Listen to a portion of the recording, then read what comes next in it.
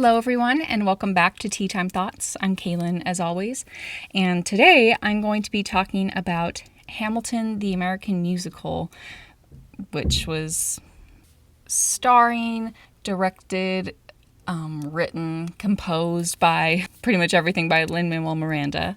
So before we get started today, I'm not actually drinking any tea. I figured drinking tea while discussing a musical that pertains greatly to the American Revolution might not really match up all that well. So I'm just drinking water today.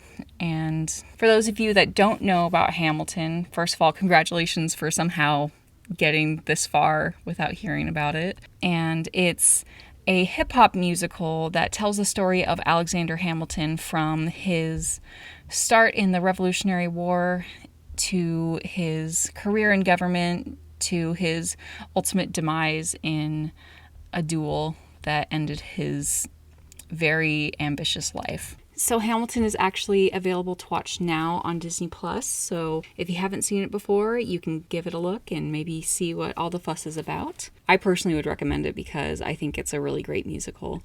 And what's interesting is this musical actually came from rather humble beginnings. So Lin-Manuel Miranda got the idea of putting together this musical from reading Ron Chernow's biography of Alexander Hamilton. And he actually read this during a vacation to Mexico, and he thought about how Hamilton's story aligned with that of several different hip-hop artists, given that they had a similar theme of being at the very bottom and fighting their way up to success. And so one of the reasons why this musical has become such a feat is that it kind of transcends different genres. So obviously there are hip-hop inspired numbers throughout this musical, but there are some songs that are still like somewhat within the show tune category. There are things that are a little bit more pop-esque. It's something that is really interesting, and it usually will have something that everybody can enjoy in at least one way or another.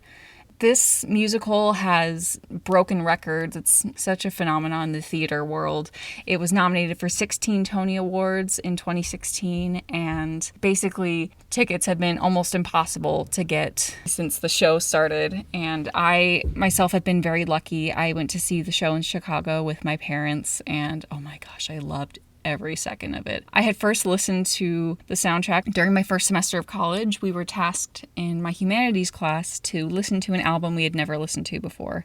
And I'd heard a little bit about Hamilton, so I was like, okay, I'll give it a shot. And I spent 2.5 hours that evening just absolutely enthralled, and then I was completely hooked from there. So rather than tell you guys about the history of Alexander Hamilton, because the musical already does such a good job of helping you understand his life and learn about him, I decided to talk a little bit more about what makes Hamilton so interesting, what makes it so gripping to people, how is it different from other musicals or other pieces of theater, and why is it something that speaks to us now, despite the fact that it's telling a story that's over 200 years old.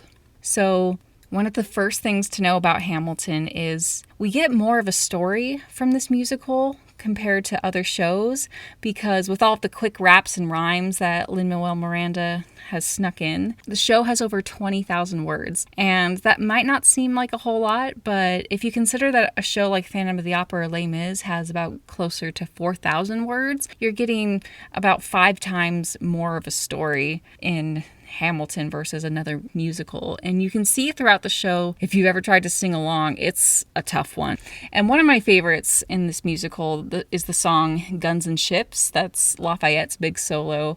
And during its height, Lafayette starts rapping off at a crazy rate of about 6.3 words per second, which is just crazy. So even though it might be a lot of information to take in at once, it actually does a very great job of telling you all this story. You feel like you get more of a connection to the story and more of understanding of what's going on. And you get to relate to more of the characters because you get to explore more of what they're actually feeling. You get more inner monologues and things like that. So it's something that people tend to develop a strong connection with because there are usually people in the story that they can relate to somehow. Like, even though Aaron Burr is classified as somewhat of the villain of the story, there are moments where you get to understand his character and why he does the things that he does. His song Wait For It is a great way of characterizing him because he has a lot of pressure on his shoulders, and he's in a way very similar to Hamilton in the pressure that they put on themselves and the desire to build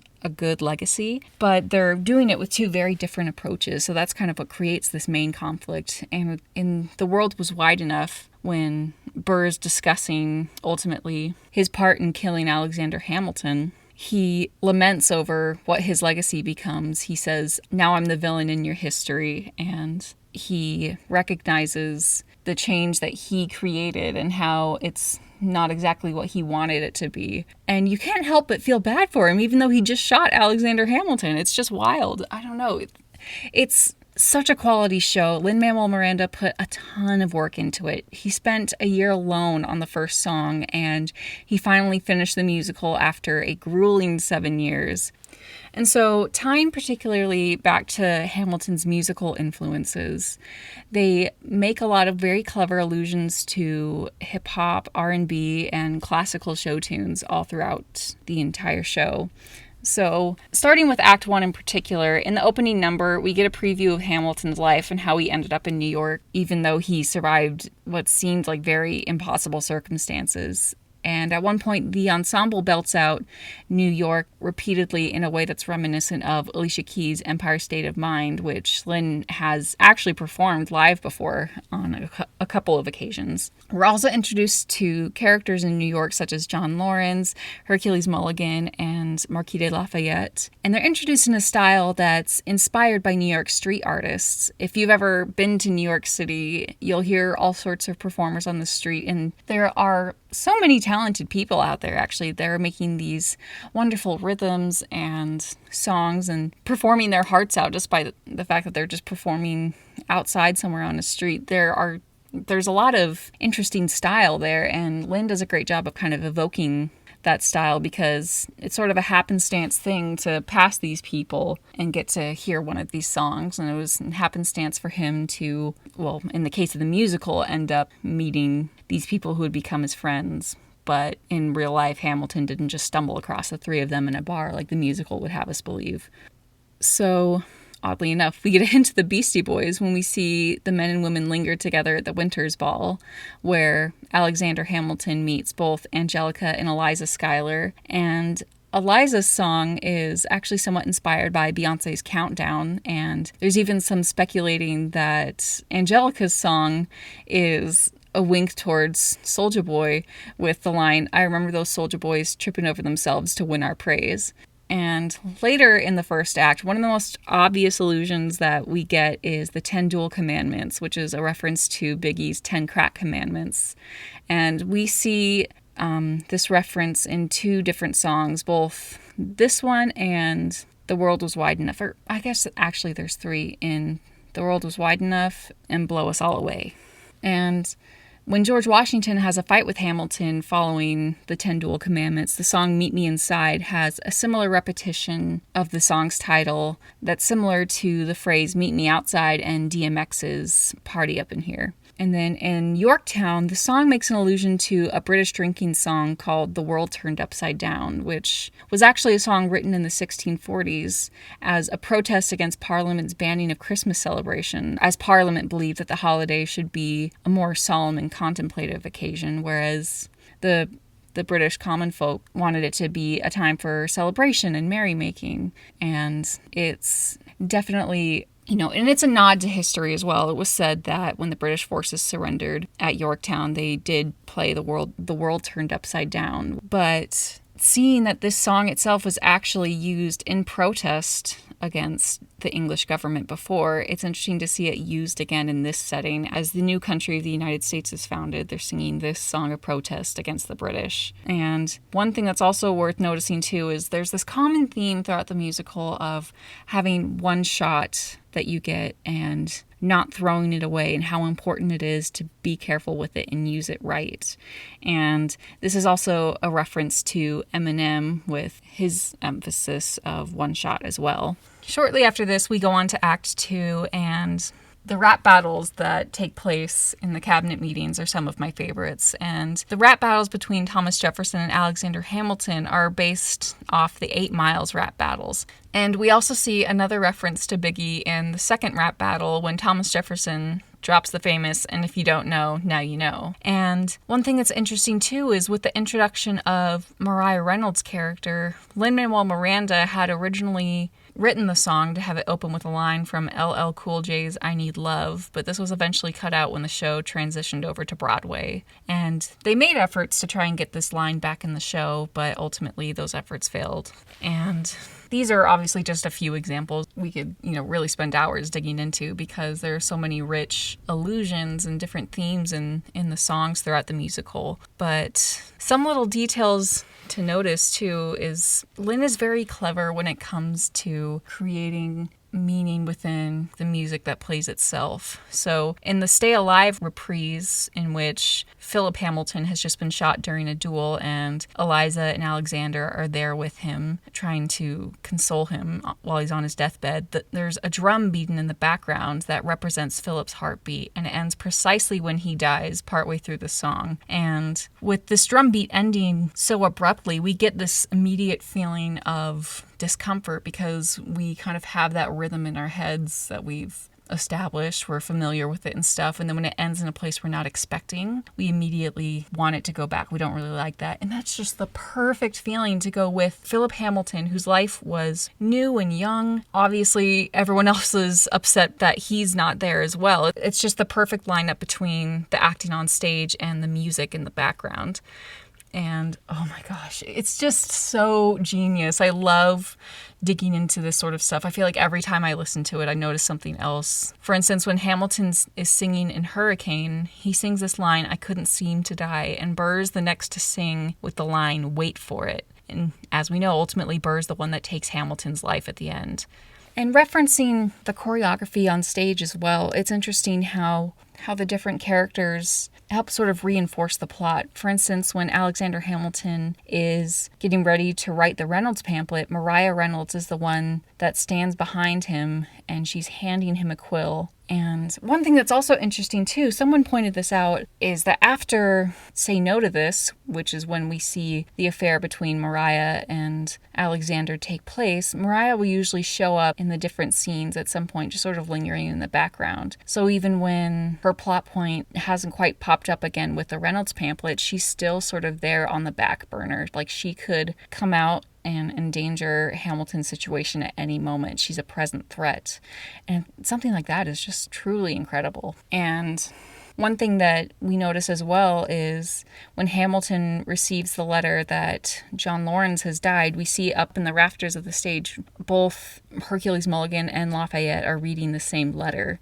And one thing that we see in particular towards the end of the show, after Eliza's discussing how she helped to raise funds for the Washington Monument and that she spoke out against slavery, Chris Jackson made a very intentional choice to sort of kind of shake his head in shame and walk away, because, George Washington was a slave owner. He, like many other people, especially people in the South who had vast lands or plantations, participated in the purchasing of slaves. It's interesting to see this perspective of George Washington acknowledging a mistake that he's made and realizing his mistake in participating in something as gruesome as slavery. And one thing I know that has been kind of debated for a while at the end of the musical, when at the very end, Eliza and Alexander are approaching each other and sort of walking, and Alexander leads Eliza up to the front of the stage, and she looks up and she just kind of gasps, and that's the end of the musical. There are a couple different theories for this, but my favorite is the idea that Eliza, who's dedicated the rest of her life to telling her husband's story and has been so worried as to whether or not she's done it successfully. The idea is that she gets to go up to the front of the stage and kind of break fourth wall for a moment. She gets to go up and see everybody in the audience that are there, like eagerly listening to her and have been following along with Hamilton's story the whole time. And she gasps, obviously kind of in shock, but also in just such great relief and joy because all of her hard work has paid off. It hasn't been for nothing. She's been able to successfully accomplish the goal of helping her husband secure his legacy. And that's something that I think is truly beautiful. Because obviously throughout the show, poor Eliza, has been such an angel to Alexander and has put up with a lot of stuff, from neglect because her husband's been very frantically working in a nonstop battle to get to the top. And he's also had an affair with another woman and published the details of that affair in a pamphlet for basically anybody to read. So that's a terrible amount for anyone to deal with. And then also somewhat encouraging their son to duel with a man who would ultimately kill him. It's something that it would definitely take a very kind and very good person to truly overcome something like that and forgive, because it's so easy to hold on to grudges and spite, because I think that's something we see Hamilton do quite a bit. When he doesn't like somebody, he fervently doesn't like them. He is someone that's so stalwart and frankly kind of stubborn. It's interesting to see that Eliza is an opposite of him in that way, but when it comes to dedication, she's his equal. And one fantastic review of the show suggests that the power that Eliza brings at the end makes someone wonder whether or not Hamilton, being the title of the show, is a reference solely to Alexander Hamilton, or if it's a reference to Eliza Hamilton as well. And for people that haven't seen the show live, I actually haven't watched the released version on Disney Plus yet, but when Thomas Jefferson is first introduced and he's coming down his little staircase, he would reach out and kind of like actually try to get the audience to cheer and everything, and that was just so fun because it kind of takes you out of the calm theater world for a second and a little bit into this pop concert thing. So your energy is encouraged and you're allowed to release it out in this way. And another thing that I absolutely loved, it was just fantastic that they did this.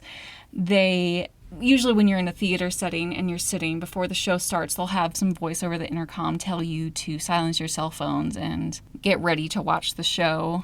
When I went to go see Hamilton, the person making that announcement was none other than the voice of the actor who played King George III. And he's there in his grand Windsor accent telling you to please silence your cell phones. That was probably a terrible impression, but it was just so cool. You know, especially for me who's been nerding out over Hamilton for years, to be there. Like when I heard that, like the tears just started welling up. I was like, this is real. I can't believe it. And oh my gosh, it's just so wonderful. And I'm really glad that it's been released digitally so that way people can experience this sort of thing live and feel that same kind of excitement that I got to feel. And so something else that makes Hamilton so immersive and intricate of a show is the staging. And for those of you that have seen clips from the show or watched the recording, it seems like a rather simple setup. It's mainly composed of a lot of wood and ropes. It sort of looks kind of like the period setting you would expect, but it doesn't look like any particular place, so that way you don't have to change the scenery around. The background, along with most of the stage, it basically is the same throughout the whole show, with an occasional desk, chair, or table added in depending on what scene is taking place. So the set designer, David Corrins, was inspired by sort of a swirling motion. As he was listening to the music, he kept imagining kind of a spinning motif in his head. And this was strongly emphasized by the song Hurricane in the second act of the musical. And it indicates how the world really never stops spinning and how one kind of sits there powerless and unable to stop it. And we see there's a part of the stage that's circular that turns various parts in the show. And one thing I've noticed too is oftentimes it'll turn clockwise, much like the movement of time. And the actors often will move counterclockwise, fighting against time. And much like the world spinning, time is something that's treated as a valuable commodity throughout the musical. That's something that Alexander laments not having enough time to do all the things that he's planning on doing and how his time is cut short. He desperately wants time to build a solid legacy. And in the ending number, we obviously hear the word time repeated a lot because Eliza has been given this bounty of time and she wants to make sure that she can use it as effectively as she can. And one thing that's interesting too about the set is the interior is built in a way that's supposed to be similar to a ship. It has various ropes and pulleys. So it's alluding to the sort of ship that would have brought Alexander Hamilton over to New York. So in the background, we're always getting the reminder of how he got to where he was and the humble beginnings that he came from. One thing that's really fun to talk about, or at least I really enjoy talking about, is the costuming of the show, because I love historical fashion. I love looking into how fashion changes over time. So this show is another fun way to kind of explore that. So the costumes are period set, despite original intentions for the actors to wear modern clothing. So they were worried that if they had the actors wearing modern clothing while they're speaking in a very modern way and singing in modern genres, the story might initially get lost and people would forget that this initially did take place over 200 years ago. So they opted instead to go for things that were more period appropriate. And they do have the appearance of looking pretty accurate. And there are a few inaccuracies which some fashion historians have noticed. And one video I would definitely recommend if you're interested in looking into this more is Bernadette Banner's analysis of the costumes. And she points out various details pertaining to the inaccuracies, but also the reason for those details. She notices where some liberties have been taken for the sake of the actors or actresses to be able to move throughout the stage and perform various advanced choreography. Particularly the ensemble has a great deal of dancing that they have to do. And if the women are going around wearing corsets, or if the men are wearing jackets that have very far back shoulders that make you have this perfect 18th century posture all the time, it's not really going to be possible to do a lot of the rather difficult moves that you have to do in order to perform the choreography correctly. And we notice this in particular with a lack of stays and 18th century undergarments for the women, and with the breeches and the jackets for the men. But other than that, the ensembles that the costumes have do look rather accurate, especially if you notice the dresses the Schuyler sisters are wearing. It's something that's very fitting for the time period. And the colors that they choose are very intentional to help you tell the characters apart. And another thing that I absolutely love that they do, a lot of people, if they're not really watching or listening carefully, they might not realize the time that's passing throughout the course of the story. But a clever way to indicate this is to see how the fashion transforms throughout the musical. So we see this specifically with the women. In the beginning, they have their robe à l'anglaise, and they have somewhat the longer sleeves with the lacy cuffs, particularly if you're looking at Peggy's dress. The somewhat corseted look and fuller skirts that you would see in the latter half of the 18th century.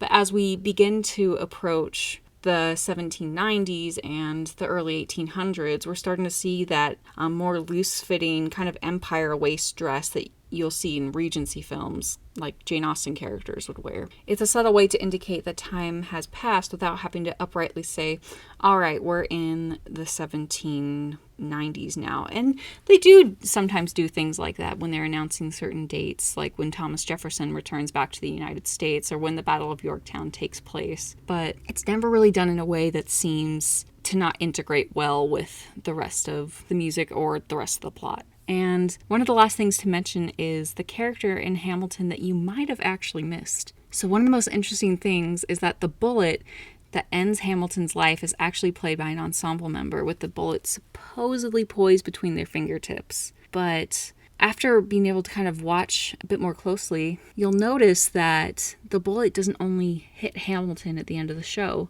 The bullet shakes hands with John Laurens after the Battle of Yorktown, when shortly afterwards we found out John Laurens has been killed in South Carolina. And the bullet also tells Philip Hamilton where to find George Eaker, who ultimately ends up killing Philip in a duel. And the bullet also helps to bring Burr to the desk that he uses to write the invitation to duel with Hamilton, which is absolutely incredible. There's so much rich symbolism about how death tends to play in the shadows and it interacts with everybody. After all, they are an ensemble member. They're there in the background to help kind of move things along. You may not really recognize them at first. And when they come for you in particular, you know exactly what it means.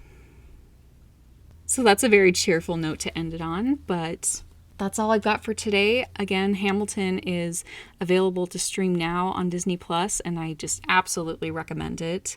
And thank you guys again for listening. I hope you enjoyed this episode.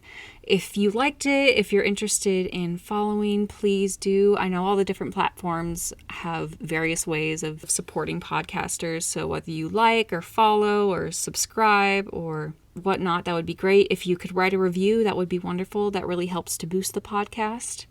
And this is Tea Time Thoughts, and I'm Kaylin. I'll talk to you next week.